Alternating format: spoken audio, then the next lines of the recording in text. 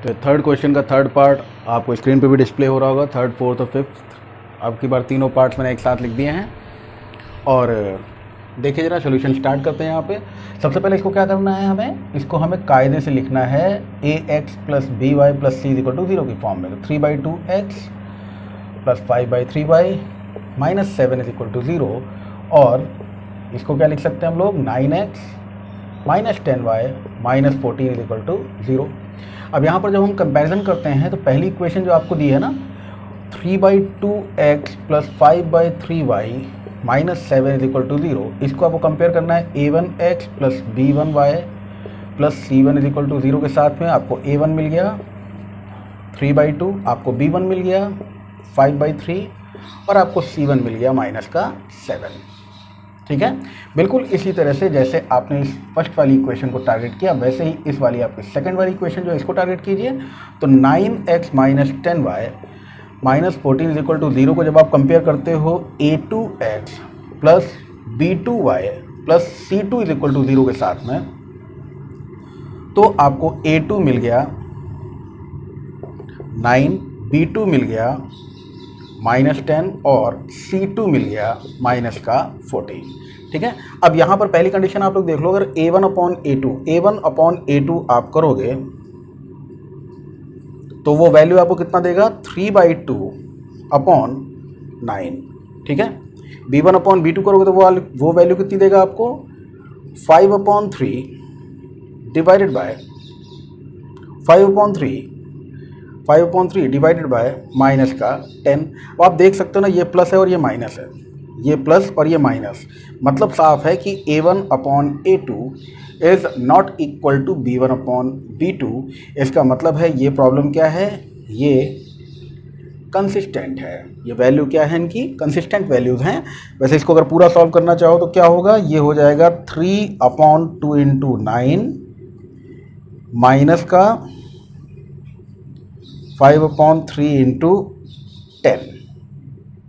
कहने का मतलब ये है कि आपको 1/6 तो मिल रहा है, लेकिन वो 1/6 बेटा एक तरफ प्लस का मिल रहा है और एक तरफ माइनस का है। बहुत ही क्लोज क्वेश्चन है ये, आप कह सकते हो कि इसमें 1/6 पॉजिटिव है, 1/6 नेगेटिव, प्लस माइनस का फर्क है केवल, लेकिन बराबर तो नहीं है ना। प्लस माइनस कैसे बराबर हो सकते हैं, तो इसलिए प्रॉब्लम क्या हो गई, प्रॉब्लम हो गई आपकी कंसिस्टेंट।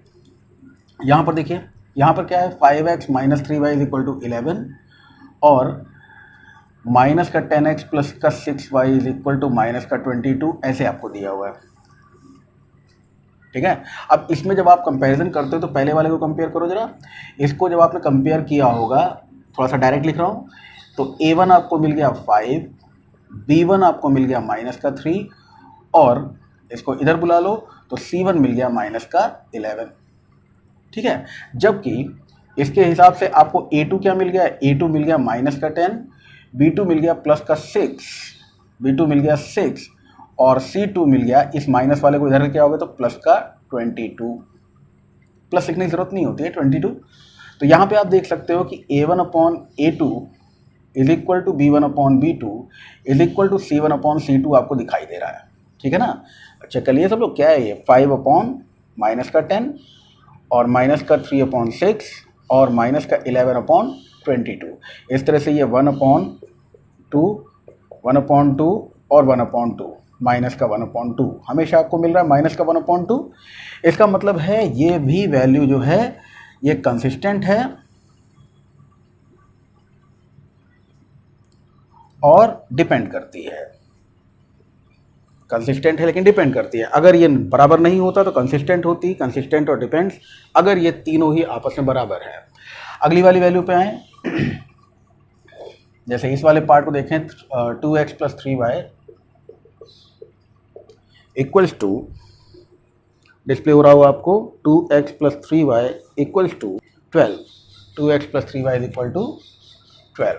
तो यहाँ पर आप देखो, इसको संभाल के लिख ले भाई, इसमें अगर कोई कंफ्यूजन हो देखिएगा, 4/3x plus 2y minus 8 is equal to 0। और इसको देखेंगे तो 2x plus 3y minus 12 is equal to 0। तो इस वाली इक्वेशन को आप फ्रेम करो, a1 कितना मिल गया, 4/3, b1 मिल गया 2 और c1 मिल गया माइनस का 8। उसी तरह से इस वाली इक्वेशन को जैसे आपने देखा है, इस वाली इक्वेशन को देखते हैं उसी तरह से। इस वाली इक्वेशन में A2 आपको मिलेगा 2, B2 आपको मिल जाएगा 3 और C2 आपको मिल जाएगा माइनस का 12। अब यहाँ पे आप लोग देख सकते हो कि A1/A2 यानी 4/3/2, B1/B2 यानी 2/3 और C1/C2 यानी माइनस का 8/-12।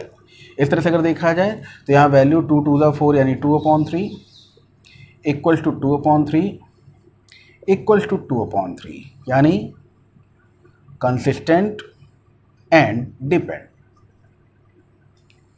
ठीक है, तो ये सारी वैल्यूज आपको मिल गई। देखिए ना, माइनस का माइनस कैंसिल हो जाएगा, 4 से काट दिए, 4 2 ज़ा 4 3 ज़ा 2/3 पहले से है। और यहाँ पर भी हम इसको क्या लिख सकते हैं, कुछ डायरेक्ट कर दो तो कभी कभी बच्चे नाराज होने लगते हैं, ये क्या है डायरेक्ट लिख देते हैं। तो 2 2 ज़ा 4 2/3 2/3 2/3 अभी ठीक है ना। तो ये सारा का सारा हिस्सा बराबर हो गया। आते हैं अगले क्वेश्चन पे, और अगला क्वेश्चन है आपका चौथा क्वेश्चन। तो फोर्थ क्वेश्चन डिस्प्ले हो रहा है आपकी स्क्रीन पर बेटा, सभी लोग देख रहे हैं इसको। फोर्थ क्वेश्चन का फर्स्ट पार्ट कह रहा है x + y = 5 and 2x + 2y = 10। यहाँ पर साफ साफ दिखाई दे रहा है कि ये दोनों बिल्कुल इक्वल कंडीशंस को लिए हुए हैं, और वो क्लियरली दिख रहा है 2 ज़ा 2 ज़ा 2 ज़ा, x × 2 y × 2 5 × 2। खैर चलिए हम लोग इसको सॉल्व करते हैं ग्राफिकली। अगर इसको सॉल्व करना है तो हम लोग क्या कर सकते हैं, गौर करिएगा। हम लोग इसमें एक चीज़ सीधे सीधे लिख सकते हैं कि x + y = 5। तो हमको पहले क्या करना है, इसको लिख लेना है x + y - 5 = 0। और दूसरी कंडीशन में हम लोग क्या कह सकते हैं इसको, यहाँ पर हम लोग कह सकते हैं कि ये 2x + 2y - 10 = 0। अब पहली वाली इक्वेशन को जब आप a1x b1y और c1 = 0 से कंपेयर करोगे तो a1 मिल गया 1, b1 मिल गया 1 और c1 मिल गया माइनस का 5। और इस वाली इक्वेशन को कंपेयर करने पर a2 मिल गया 2, b2 मिल गया 2 और c2 मिल गया माइनस का 10। वो आपको मालूम है a1/a2 कितना हुआ 1/2, b1/b2 1/2 और c1/c2 यानी माइनस का 10 मतलब 1/2। ठीक है ना, माइनस से माइनस खत्म, 5 2 ज़ा 10। तो ये चीज़, ये कंडीशन तीनों बराबर हो गई, यानी कि ये कंसिस्टेंट है और डिपेंड। तो अगर कंसिस्टेंट होगी तो हमको क्या करना है, इसका ग्राफिकल नोटिफिकेशन भी दिखाना है। अगर इसकी परफॉर्मेंस कंसिस्टेंट है तो हमें क्या करना है, ग्राफिकल नोटिफिकेशन भी इसका दिखाना होगा। तो चलो देख लेते हैं भाई इसका सोल्यूशन। अगर ग्राफिकली देखा जाए तो हमें क्या मिलता है। तो यहाँ पर जो इक्वेशन हमारे पास में है इसके हिसाब से अगर चलें तो हम क्या लिख सकते हैं, y = 5 - x। और दूसरी इक्वेशन में हम लोग क्या लिख सकते हैं, 2y = 10 - 2x या y = 10 - 2x / 2। तो वैल्यू डालना शुरू कीजिए। पहले इस वाली इक्वेशन के लिए हम लोग x और y देखें कितना हो सकता है, फिर इस वाली इक्वेशन के लिए हम लोग देखेंगे x और y कितना हो सकता है। ठीक है, x/y नहीं है, पुरानी बातों को याद कीजिएगा। कम से कम कोई दो वैल्यूज़, ज़्यादा से ज़्यादा जितनी वैल्यूज़ ले सकते हो ले लो और एक ग्राफ प्लॉट करने की कोशिश करो। अगर यहाँ पर सपोज करो हम x ले लें 0, तो y हमारे पास क्या हो जाएगा 5। ठीक है, अगर हम यहाँ पर x की वैल्यू ले लें 2, तो y हो जाएगा 3। और अगर x की वैल्यू ले लें 5, तो y हो जाएगा 0। क्लियर हो गया भाई, तीन वैल्यूज हमने ले ली। तो यहाँ पर तीन वैल्यूज ले ली, x अगर 5 हो जाएगा तो 5 - 5, y कितना मिल गया 0। इस वाले पे आओ, इस वाली दूसरी इक्वेशन को अगर इसी तरह से प्लॉट करके देखोगे तो अब इसमें तीन वैल्यूज ली हैं तो ज़बरदस्ती काम हो गया हमारे लिए, हैं। अब हमको तीन वैल्यूज फिर लेनी पड़ेंगी। चलो x ले लिया हमने, मान लीजिए 2 से कट जाए तो यहाँ पर हमने x ले लिया 2, 4, x ले लीजिए 4।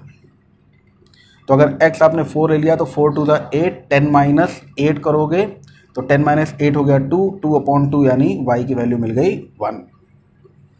ठीक है, अगली बात, अगर हम कह दें कि x = 0 ले लिए, x अगर 0 ले लेंगे तो ये हुआ 10/2 यानी वैल्यू कितनी मिल गई 5। और एक वैल्यू कोई ले लेते हैं। चलिए x की वैल्यू हमने ले ली, सपोज कीजिए x की वैल्यू ले लीजिए 6। तो x अगर 6 है तो 6 2 ज़ा 12, 10 माइनस 12 करोगे तो माइनस का 2 और यहाँ मिल जाएगा माइनस का 1। ठीक है, बहुत ही आसानी से प्लॉट कर सकते हैं आप वैल्यूज़ को अपने एक छोटे से ग्राफ पर। ये हमने बना दिया ग्राफ, और इस ग्राफ में हमें क्या लेना है, 1 2 3 4 5 6, 1 2 3 4, 1 2 3 4 5 6, 1 2 3 4, जैसा भी हो। अब यहाँ पर देखिए जरा वैल्यूज़ क्या क्या हैं। 0,5, एक्स और वाई की वैल्यू 0,5 है, तो 0,5 का मतलब क्या हुआ कि एक्स बिल्कुल नहीं उठेगा और वाई कहाँ पे, 1 2 3 4 5, 0,5 ये रहा। 2,3, एक्स का 2 और वाई का 3 अगर आमने सामने हों तो इनकी मुलाकात यहाँ कहीं होगी। और 5,0 मतलब यहाँ कहीं। ठीक है, दूसरे वाले ग्राफ को प्लॉट करो भाई, 4,1, तो 4 ये रहा, 1 ये रहा, 4 और 1 यहाँ पे हैं। 0,5 ये रहा, और 6,-1, 6 कहाँ है, तो 1 2 3 4 5 6 और -1, 6 और -1 का सामना करा दीजिए यहाँ कहीं। और आप देख सकते हो कि इन दोनों लाइंस का ग्राफ कुछ इस तरह से है, और ये कंसाइड कर रहा है। जैसा कि आप लोगों को अकॉर्डिंग टू कंडीशन पता भी है कि अगर ऐसा होता है तो कंसिस्टेंट होगा, लेकिन ग्राफ कैसा बनेगा, ग्राफ दोनों लाइंस एक दूसरे को कंसाइड करेंगे। ठीक है, तो ये हो गया आपका पहला पार्ट। सेकंड पार्ट देखिए क्या है। सेकंड पार्ट की अगर हम लोग बात करें तो सेकंड पार्ट को देखेंगे, तो सेकंड पार्ट में है x minus y minus 8 is equal to 0 और 3x minus 3y minus 16 is equal to 0। मतलब यहाँ पर हमको a1 बेटा मिल रहा है 1, b1 मिल रहा है -1 और c1 मिल रहा है माइनस का 8, और यहाँ पर a1 मिल रहा है 3, b1 मिल रहा है a2 मिल रहा है 3, b2 मिल रहा है माइनस का 3 और c2 मिल रहा है माइनस का 16। और इस कंडीशन के हिसाब से अगर आप देखो तो a1/a2 और b1/b2 तो चलिए बराबर हैं, लेकिन a1/a2 is equal to b1/b2 but it is not equal to c1/c2, क्योंकि ये 1/3 मिल रहा है और ये 1/2 मिल रहा है, तो ये is not equal to c1/c2 है। और अगर ऐसा है तो ये इनकंसिस्टेंट है, और अगर ये इनकंसिस्टेंट है तो हमें ग्राफ बनाने की ज़रूरत नहीं है। तो फर्स्ट पार्ट और सेकंड पार्ट आपके सामने है। आते हैं थर्ड और फोर्थ पार्ट पर। सो ये आपके थर्ड और फोर्थ पार्ट आपको डिस्प्ले हो रहे होंगे।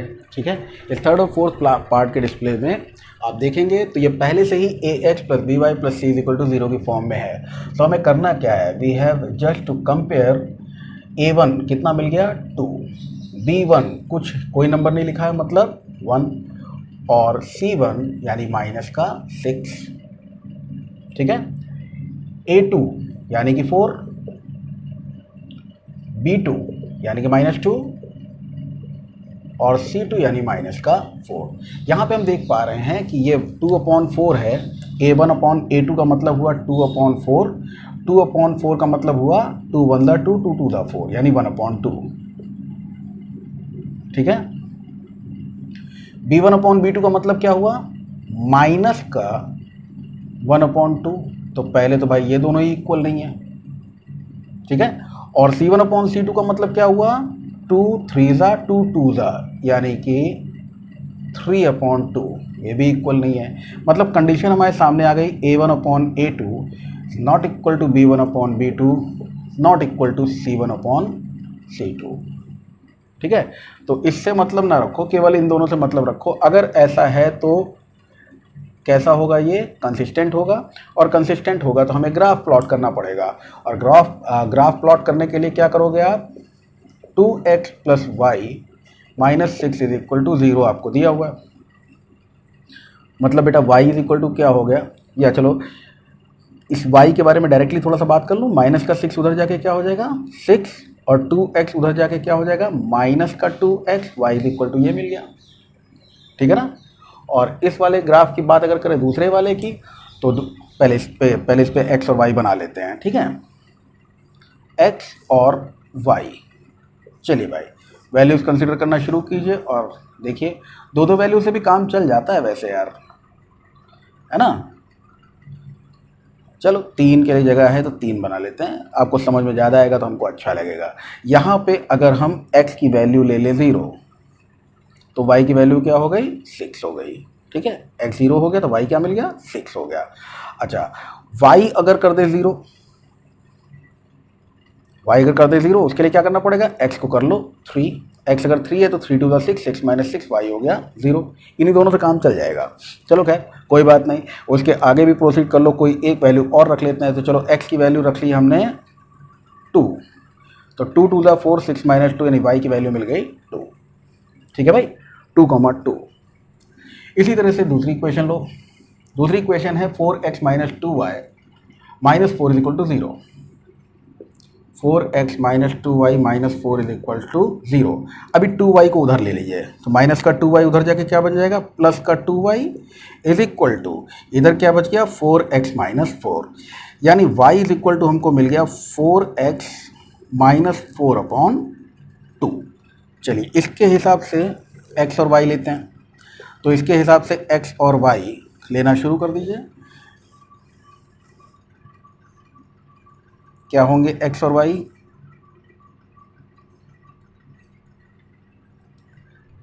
x की वैल्यू अगर हमने 0 रख दी, x की वैल्यू कर दीजिए 0, y की वैल्यू कितना मिल गया 0 हो गया कि माइनस का 4/2 यानी -2, ठीक है।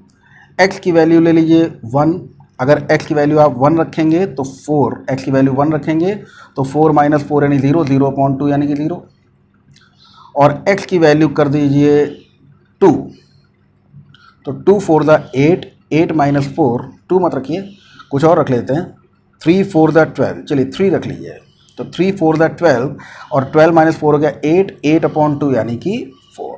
तो ये दो वैल्यूज हमको मिल गई। अब इसको हम बड़े इत्मीनान से आराम से, क्यों, क्योंकि मैक्सिमम वैल्यू 6 है वो भी y पे, ठीक है। तो इस बारे ग्राफ पे प्लॉट कर लेते हैं। देखिए 1 2 3 4 5 6, 1 2 3 4 5 6, 1 2 3, 1 2 3। आपके सामने सारे ग्राफ प्लॉट करने का मीनिंग मेरा इतना है कि ये कॉन्सेप्ट बड़ा ही आसान सा है, इस चीज़ को आप बहुत ही आराम से समझ लेंगे। x और y 0,6 यानी x तो बिल्कुल नहीं चढ़ेगा, 1 2 3 4 5 6 यहाँ पर मिल जाएगा 0,6। 3,0 यानी x तो आएगा 1 2 3 पे, लेकिन y बिल्कुल नहीं चढ़ेगा, ये रहा 3,0, और 2,2, 2,2 कहाँ है, यहाँ कहीं पे। 2 और 2 का सामना कर दीजिए इस जगह पर नहीं, ठीक है। तो एक लाइन तो आपको यहाँ पे दिखाई दे रही है इस तरह से, क्लियर। दूसरी लाइन देख लीजिए, x और y 0, -2 यानी x 0 है y -2 है, तो यहाँ पे आएगा x 0 है y -2 है। 1,0, 1,0 मतलब यहाँ पे आएगा, और 3,4 तो x का 3 और y का 4 यहाँ कहीं आएगा।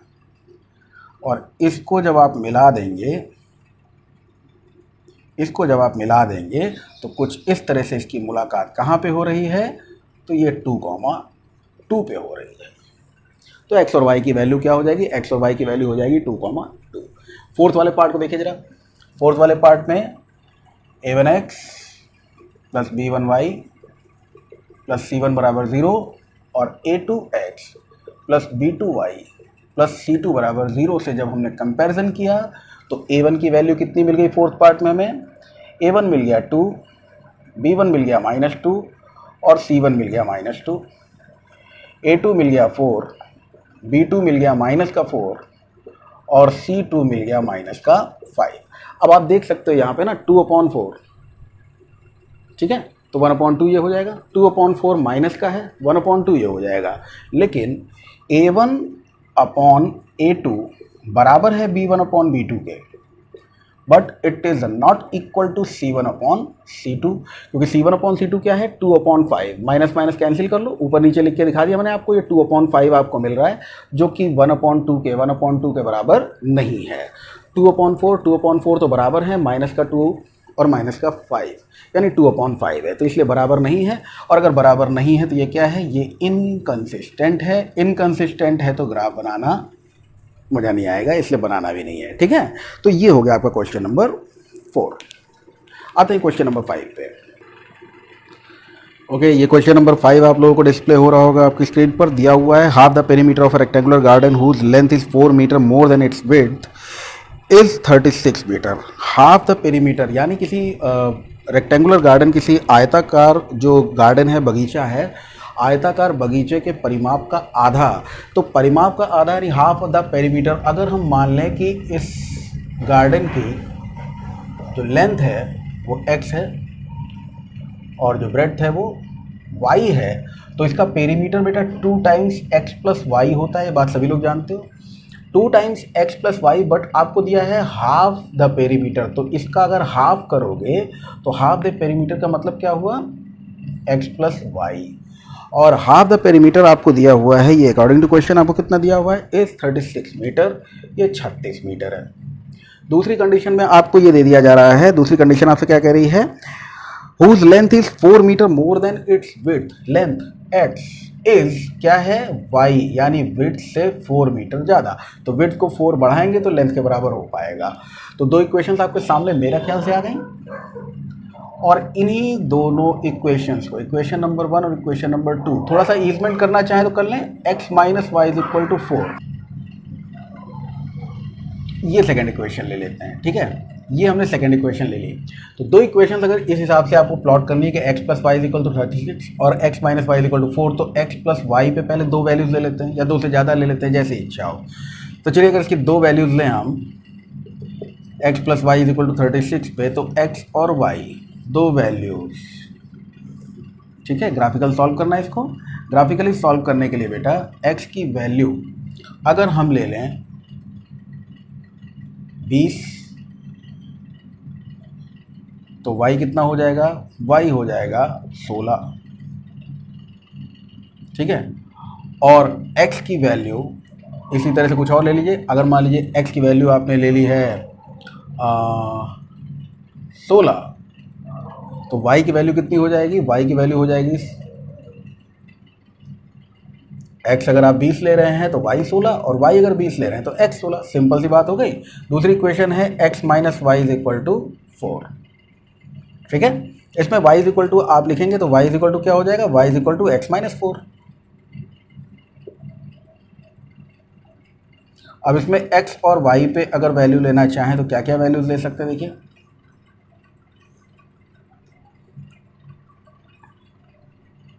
y अगर x की वैल्यू हम कोई लें, तो x की वैल्यू सपोज कीजिए हमने ले लिया 24, तो 24 माइनस 4, y कितना हो जाएगा, 20 हो जाएगा।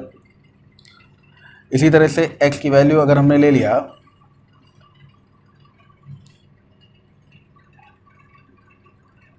थोड़ा सा कम ले लेते हैं, मान लीजिए 12, तो 12 माइनस 4, x की वैल्यू कितनी हो जाएगी, 8। इस वाले ग्राफ को प्लॉट कर लीजिए, और इसमें एक खास बात मुझे जो दिख रही है, सभी 4-4 के स्लॉट में हैं। तो हम अपने एक यूनिट को आसान बनाने के लिए एक काम बेटा कर सकते हैं क्या, कि 4 का पहाड़ा पढ़ते हुए कर लें।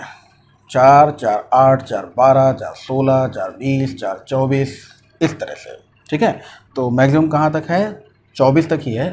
चलो एक और लेते हैं, 24, 4, 28, 28, 24, 20, 16, 12, 8, 4, यानी हर एक यूनिट हम 4-4 के डिफरेंस पे ले रहे हैं, तो हमको इधर भी 4-4 के डिफरेंस पे ही लेना होगा। ठीक है, ऐसे आगे बढ़ते चले जाएं, 4, 8, 12, 16, 20,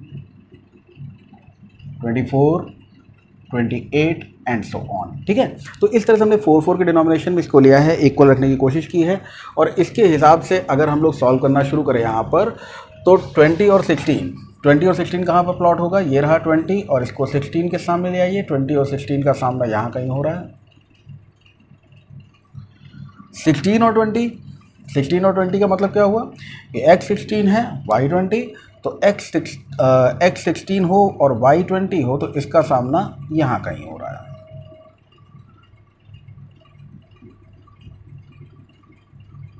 इस तरह से। ठीक है, x 24 और y 20 यहाँ कहीं, 12 और 8 यानी कि आमना सामना इस जगह पर होगा। ठीक है, तो इन लाइंस को अगर हम आगे बढ़ा देते हैं तो ये लाइन और ये लाइन कंसाइड की हैं 16 और 20 पर, यानी कि हमारा आंसर x की वैल्यू हो जाएगी 20 जो x एक्सिस पर है और y की वैल्यू हो जाएगी 16 जो कि y एक्सिस पर है। ये हो गया आपका क्वेश्चन नंबर 5। चलिए भाई क्वेश्चन नंबर 6 देखिए। ये है आपका 6 क्वेश्चन, और 6 नंबर क्वेश्चन जैसा कि आप देख सकते हो डिस्प्ले हो रहा है। Given the linear equation 2x + 3y - 8 = 0। तो ये इक्वेशन आपको दी हुई है 2x + 3y - 8 = 0, और हमें एक और लीनियर इक्वेशन ड्रॉ करनी है। किस तरह की? यहाँ पर वो हमसे कह रहा है कि हमें एक और लीनियर इक्वेशन ड्रॉ करनी है। 6 क्वेश्चन, हाँ ये रहा। हमें एक और write another linear equation in 2 variables such that the geometric representation of the pair so formed is intersecting, parallel and coinciding. तो ये 3 तरह की लाइन्स हमको चाहिए। तो इनके लिए कंडीशंस बेटा हम लोग जानते हैं ना, इंटरसेक्टिंग लाइन्स के लिए a1/a2 बिल्कुल भी बराबर नहीं होना चाहिए b1/b2 के।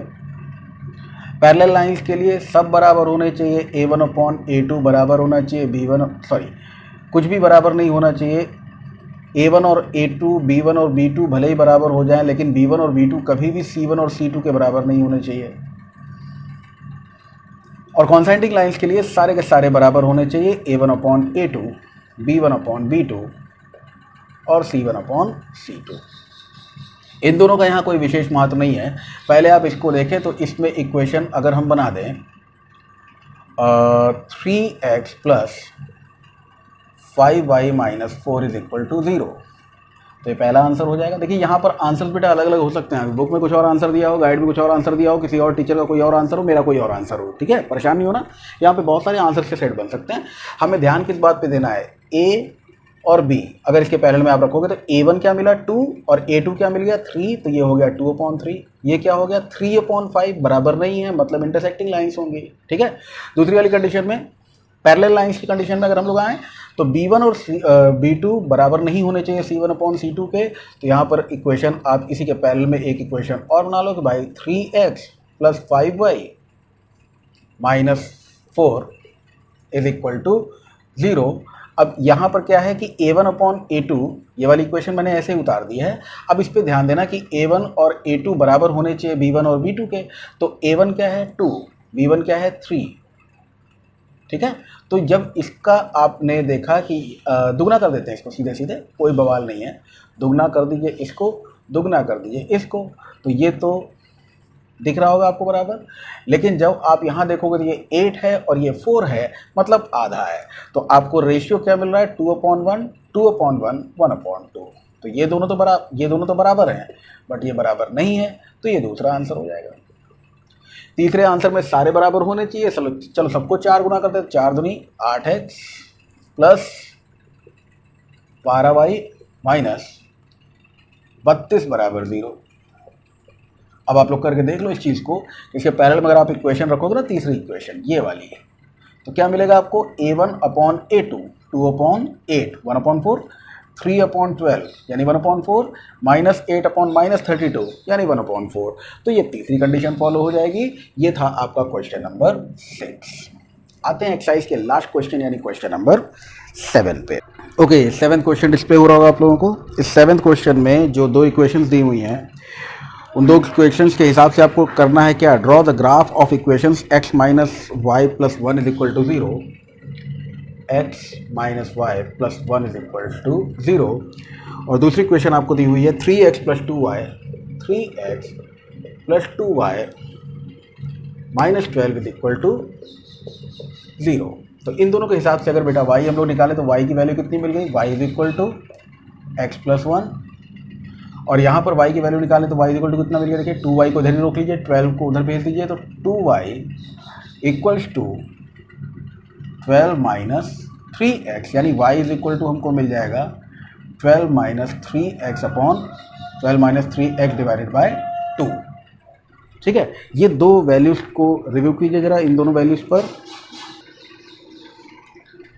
इसके बाद करना क्या है, इसके बाद करना ये है determine the coordinates of the vertices of the triangle formed by these lines and X axis and shade the triangular region. तो पहले एक ट्राइंगुलर रीजन बनाने की कोशिश करते हैं, और उसके लिए हमें सबसे पहले क्या करना होगा, एक्स और वाई की वैल्यूज जिस तरह से हम लोग लेते चले आ रहे हैं पिछली क्लासेस में, पिछले चैप्टर्स में, उसी तरह से 2 या 3 वैल्यूज से हम काम चलाते हैं। 2 ही वैल्यूज से भी काम चल जाएगा। देखिए ज़रा, अगर x हम लोग कह दें कि x 4 है तो y कितना हो जाएगा, 5 हो जाएगा। हम कह दें कि x 0 है तो y कितना हो जाएगा, y 1 हो जाएगा। x अगर 0 कर दें तो y कितना हो गया, 1 हो गया। हम कह दें कि x 2 है तो y कितना हो गया, 3 हो गया। ठीक है, एक ज़्यादा हो गया।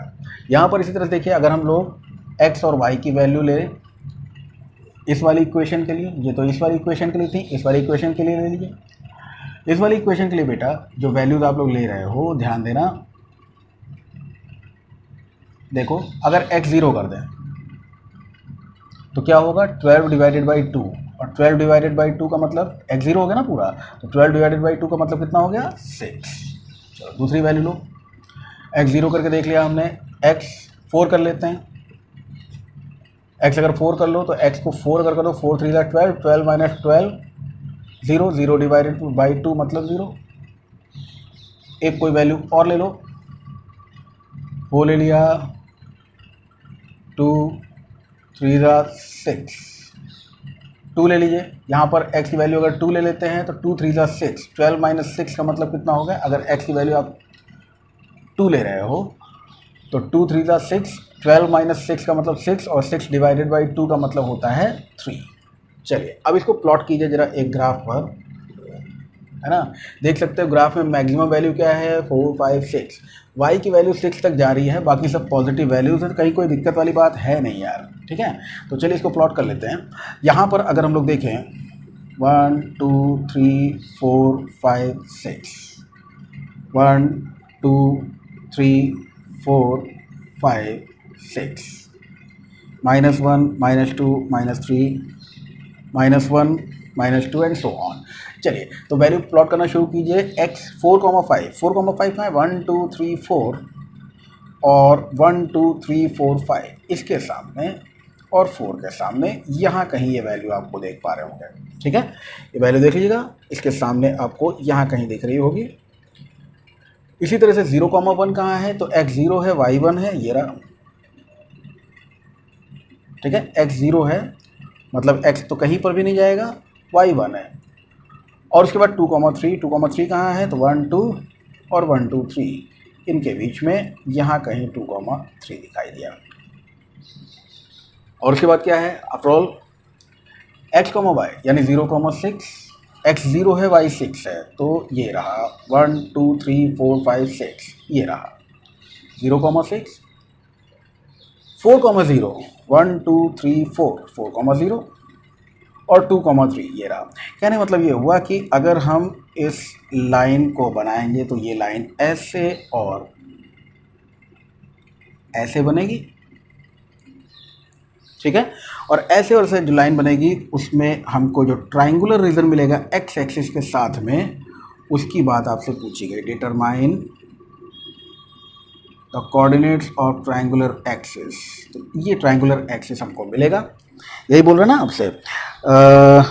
Vertices of the triangle formed by these lines, तो ये वर्टिसेस कौन कौन से हैं आप देखते हो, 1 2 1 2, तो ये रहा 2 और ये 1 2 3, तो 2 और 3 के सामने यानी 2,3, एक वर्टेक्स हुआ इसका 2,3।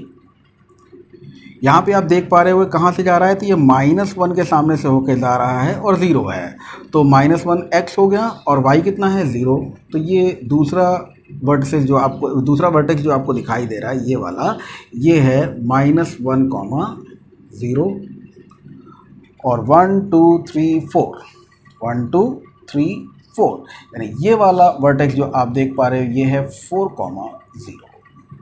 तो आंसर हमारा हो जाएगा, जो ट्राइंगुलर रीजन है उसके वर्टिसेस हैं 2,3, 4,0 एंड -1,0। ये है आपकी बेटा एक्सरसाइज नंबर 3.2। और इसी के साथ एक्सरसाइज नंबर 3.3 लेकर मैं फिर हाजिर होऊंगा। आज के लिए इतना ही। Thank you.